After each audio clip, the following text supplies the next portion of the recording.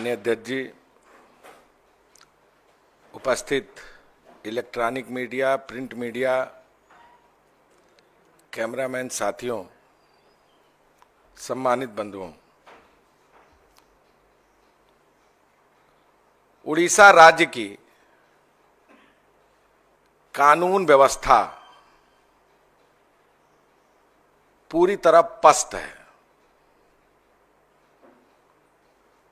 अभी आदरणीय अध्यक्ष जी ने बिंदुवार जो घटनाएं हैं उसको आपके समक्ष रखा है।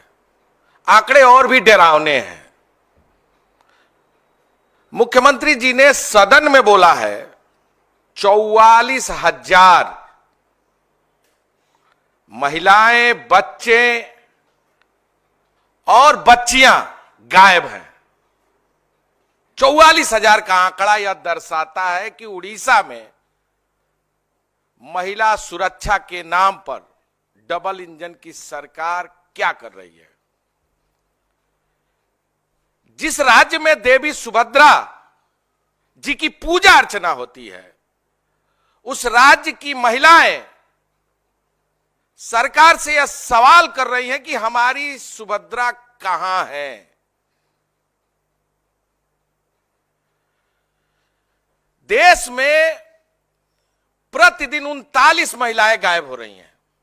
यह एनसीआरबी का डाटा है। उसमें 13 अकेले उड़ीसा में है और 8 महीने में 54 बलात्कार की घटनाएं और 1600 से अधिक रेप, हत्या के मामले अभी दर्ज हैं। जो मिसिंग का मामला है यह तो ऑन रिकॉर्ड है। ऐसे तमाम मामले हैं जो अब तक रिकॉर्ड पर नहीं आए, न मुकदमा दर्ज हुआ, न खोजबीन हुई, न कोई पुलिस ने कार्रवाई किया, न सरकार ने किसी तरह की कोई कार्रवाई की। मैं आपके समक्ष और भी विषयों को रखना चाहूंगा कि पिछले समय बीजेडी और बीजेपी की संयुक्त सरकार रही और अभी बीजेपी की सरकार है। दोनों सरकारों में महिलाओं की अस्मिता के साथ, महिलाओं की इज्जतों के साथ और महिलाओं के साथ जो बर्ताव हुआ है, पूरा देश इस घटना से अपने आप को शर्मसार महसूस किया है। यह जो मयूरगंज की घटना, महामहिम राष्ट्रपति महोदया के गृह क्षेत्र का घटना, गैंग रेप हुआ एक नाबालिग लड़की से, 10 बरस की बच्ची जो सरकारी हॉस्टल में पढ़ती है, वो परीक्षा के दौरान बच्चा पैदा कर रही है। 6 साल की बच्ची प्रेग्नेंट है जो सरकारी हॉस्टल में है।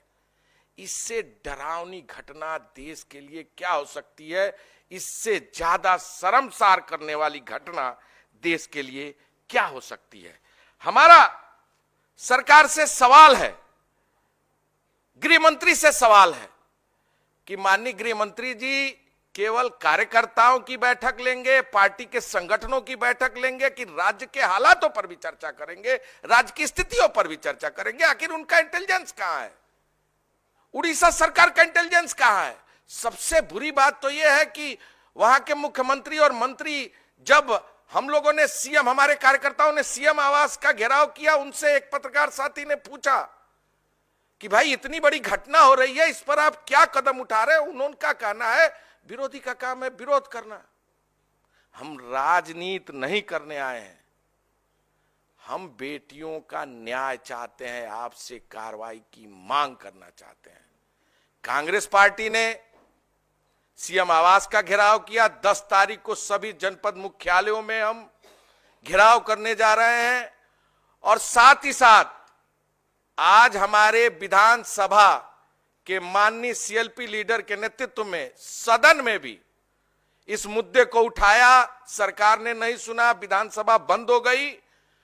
महिलाओं के सम्मान के, इज्जत के, महिलाओं के अस्मिता की रक्षा के लिए कांग्रेस पार्टी कटिबद्ध है, प्रतिबद्धित है। आंदोलन होगा, मजबूत आंदोलन होगा। सरकार को जवाबदेही होना पड़ेगा और सरकार को अपनी जिम्मेदारी निभानी पड़ेगी। इस आशय के साथ हम सब लोग इस विषय को मजबूती से उठाने का काम कर रहे हैं। सबसे बड़ी बात यह है कि जितनी भी घटनाएं हुई हैं आदिवासी बहनों के साथ, पिछड़े वर्ग की बहनों के साथ, दलित वर्ग के बहनों के साथ, यानी उड़ीसा राज्य अपने आप में एक भयावह राज्य है। वहां की बेटियां, महिलाएं सुरक्षित नहीं है। हम मांग करते हैं कि सरकार कार्रवाई करे और जिन लोगों का मुकदमा दर्ज नहीं हुआ मुकदमा दर्ज करे, और जो बच्चियां गायब हैं, बरसों से गायब हैं, उनकी खोजबीन करे। कांग्रेस पार्टी ने एक डेलीगेशन भी बनाने का संकल्प लिया है। हम गांव-गांव जितने भी लोगों के मुकदमे दर्ज नहीं है उनको कानूनी सहायता देंगे और उन परिवारों के लिए कानूनी जो व्यवस्था है करके उनको न्याय दिलाने के लिए सड़क से लेकर सदन तक संघर्ष करने का काम करेंगे। धन्यवाद। पूछ रहे हैं आप लोगों को? Done. Sir, you cited 5-6 cases of crimes against women. Are you trying to say that Odisha is unsafe for women? Continuous cases implies that.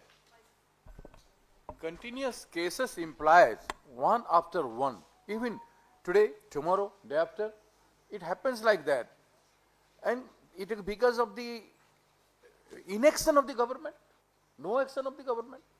The government could have behaved immediately, very strongly, then things would have been controlled. So it is like that. Whatever you said, it is totally unsafe for women. This record of missing and gang rape and the high percentage of crime increase, I think 8% increase in 2024, then 2022. That implies that it is unsafe. 31,000 cases against women. It's not a joke. Highest in the country. जैसे in charge महोदय बताए कि 13% केवल 13 जो 45 में से 13 केवल 39 में से 13 केवल उड़ीसा से। तो उसको क्या माना जाए? सरकार है या नहीं है? अगर होता और बड़े पैमाने पर मानो तस्करी हो रहे हैं उड़ीसा में, ये भी हम लोगों का आरोप है। इस सरकार जवाब भी नहीं दे रहा है, और जवाब दे रहे हैं तो यही सिंपल वे में कि उनके जमाने में ज्यादा हुआ बीजेडी के समय में, हमारे में कम एक हुई है। आप उनका हिसाब लो ना, बताओ इनके जमाने ये क्यों हुआ, उस पर तानवीन करो, उन पर कार्रवाई करो ना। उनका कार्रवाई कर रहे हो आप। मैं इसीलिए पहले कहा था कि मिलजुल करके हैं, मिली भगत है। महिलाओं के खिलाफ साजिश, एक्सप्लॉइटेशन और disrespect, rape, causing crime, this is common for these two governments. They don't have respect, sense भी नहीं, वो रिएक्शन भी नहीं कर रहे हैं। इंसानियत होता तो केंद्र सरकार तो कम से कम रिएक्ट करता। ठीक है, thank you. Lallu ji sir, 10 को तो बता दिया, अभी बताया, केवल डेट नहीं बताया जी। कोई सर, आपने कहा कि आप डेलीगेशन एक फॉर्मेशन करेंगे और इस मुद्दे को लेकर सड़क से सदन तक आप आंदोलन करेंगे, तो ओडिशा में आपकी रणनीति क्या रहेगी? डेलीगेशन में कौन कौन रहेंगे और किस तरह से आप ये मुद्दा लोगों तक पहुंचाएंगे? देखिए, हमने एक फैक्ट फाइंडिंग कमेटी बना चुका है और एक फैक्ट फाइंडिंग कमेटी 4 दिन का टूर कर चुके हैं और आगे कर रहे हैं कंटिन्यूअसली। कल परसों भी वो लोग जा रहे हैं। 2-3 घटना जहाँ हुआ है, जो इंसिडेंट जो बच्चियों का बताया, उस पर पहला प्रायोरिटी दिया गया है, उधर जा रहे हैं। और 10 तारीख को हर कलेक्टर का घेराव डिक्लेयर है। ये अगले आने वाला 10 तारीख को हर डिस्ट्रिक्ट में घेराव होगा। उसके बाद भी बहुत असेंबली घेराव होगा। और मैंने एक आंदोलनात्मक वातावरण जो है पूरे राज्य में इस इश्यू में, जब तक सरकार जागती नहीं है, अपने जिम्मेदारी नहीं मान रहे, कार्रवाई कुछ कर नहीं रहे, बता नहीं रहे सदन को, विधानसभा को या देश को कि हमने ये कदम उठाया, इतना तो बनता है ना सरकार में। वो भी नहीं हो रहा है तो हमें तब तक हमको उनको जो हम कर सकते हैं लोकतंत्र में, डेमोक्रेसी में, वो करेंगे। लल्लू जी देश की महिला राष्ट्रपति के गृह राज्य में महिलाओं की जो स्थिति है उसको आप लोगों ने उजागर करने की कोशिश की है प्रेस कॉन्फ्रेंस के जरिए। आप कह रहे हैं कि राज्य में आप अभियान चलाएंगे, क्या इस मुद्दे को लेकर आप लोग राष्ट्रपति से मिलने की कोशिश आपने की है या करेंगे, या आपकी योजना में है कि आप कोई डेलीगेशन लेकर जाएं और राष्ट्रपति के सामने उनके गृह राज्य में महिलाओं की जो स्थिति है उसको उठाने की कोशिश करें? देखिए, चूंकि राज्य स्तरीय मामला उड़ीसा से संबंधित है और महामहिम राष्ट्रपति महोदया उड़ीसा राज्य से ही हैं और उनके गृह जनपद के भी मामले हैं, इस इशूज को लेकर अभी हम उड़ीसा प्रदेश में, मैंने बोला कलेक्ट्रेट का घेराव, फैक्ट फाइंडिंग कमेटी के माध्यम से गांव गांव जाकर जहां घटनाएं हुई उसका निरीक्षण करना, उसकी जानकारी लेना, उनको क्या मदद कर सकते हैं इसकी पूरी व्यवस्था करना, और साथ ही साथ आने वाले दिन में हम विधानसभा का घेराव और महामहिम राष्ट्रपति महोदय से भी हम आने वाले समय में एक डेलीगेशन के साथ मिलकर पूरे एक एक घटना का, जो हमारे फैक्ट फाइंडिंग कमेटी की रिपोर्ट आ जाएगी, एक एक घटना का विवरण के साथ, साक्ष्य के साथ हम उनके समझ जाएंगे और उनके समक्ष रखने का काम करेंगे।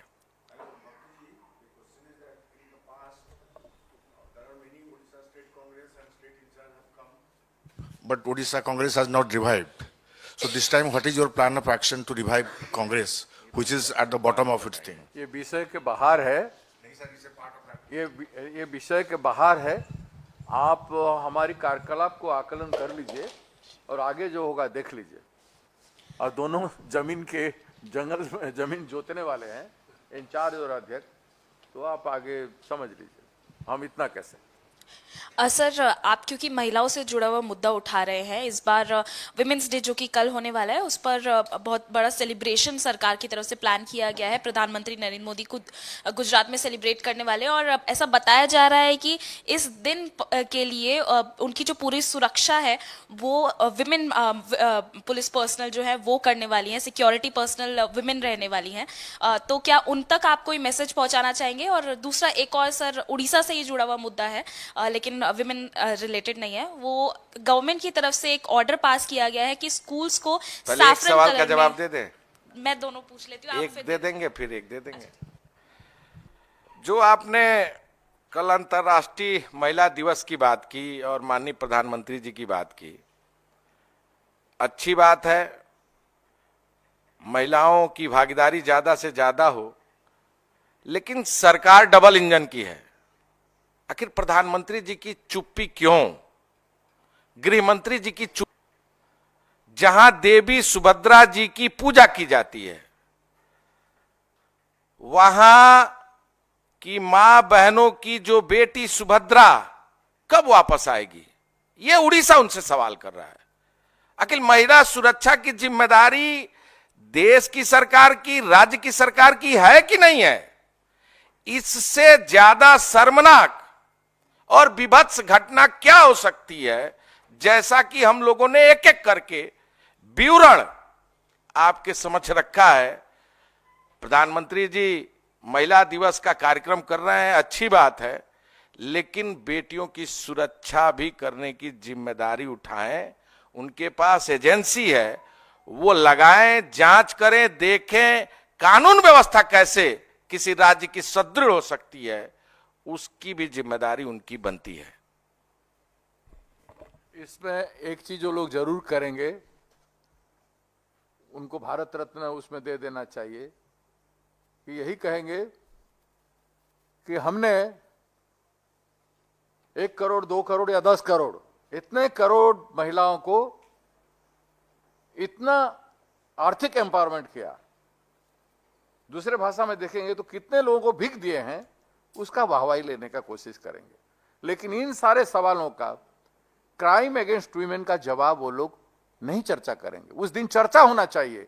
इसलिए हमारी प्रदेश कांग्रेस कमेटी ने वहां पे राजपथ पे कांग्रेस कार्यालय के सामने हजारों महिला आंख में पट्टी बांध के महिला दिवस मनाएंगे कल। Sir, second question, Sir, the government of Odisha has given orders to paint all the schools there in the state with saffron color. BJD is also raising a concern over this, saying that this is the saffronization which BJP government is trying to do in the state. What's your take on that? BJP पहले तो प्रचार का काम करती है, बाद में लोगों का काम करती है, लोगों के पास तो जितने आए, कई स्कूल का रंग बदल चुका है, कई इंस्टीट्यूशन का रंग बदल चुका है, सड़क का रंग बदल चुका है। सड़क में जो रहता है सरकारी संस्थान ना, उसमें भी देखेंगे सैफरन कलर चारों तरफ कर रहे हैं लोग, ताकि हम सरकार में हैं और जो कुछ है हम ही हम हैं, और कुछ दिन बाद बोलेंगे आजादी में का पहले कुछ नहीं हुआ था, ये सब हमने किया। ठीक है, थैंक यू।